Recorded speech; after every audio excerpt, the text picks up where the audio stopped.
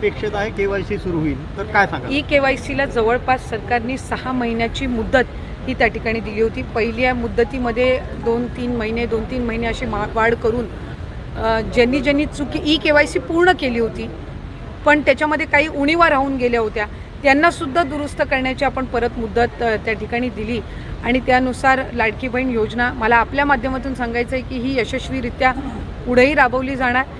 केवायसीच्या संदर्भातला जो निर्णय आहे अधिक वाढवायचं का काय त्या संदर्भामध्ये सुद्धा राज्याचे मुख्यमंत्री आदरणीय फडणवीस साहेब, दोन्ही उपमुख्यमंत्री शिंदे साहेब असतील, सुनेत्रा काकी असतील, या संदर्भामध्ये जी काही निवेदनं प्राप्त झालेली आहेत ही आम्ही त्यांच्यापर्यंत पोहोचवू आणि महायुतीच्या सरकारने आणलेली ही योजना आम्ही पुढे सुद्धा विभाग म्हणून यशस्वीरित्या राबवत राहू. त्या विरोधकाकडून श्रेयवादाची लढाई सुरू आहे. आज उद्धव ठाकरे, राज ठाकरेंनी एकत्रित मुंबईमध्ये विजय उत्सव साजरा केला. नाही, खरं तर काही देशातल्या वेगवेगळ्या भागातले जे विद्यार्थी आहेत, मूळ मुद्दा हा नीट परीक्षा आणि पेपर लीक संदर्भातला होता आणि त्या संदर्भामध्ये त्यांनी आंदोलन केलेलं होतं.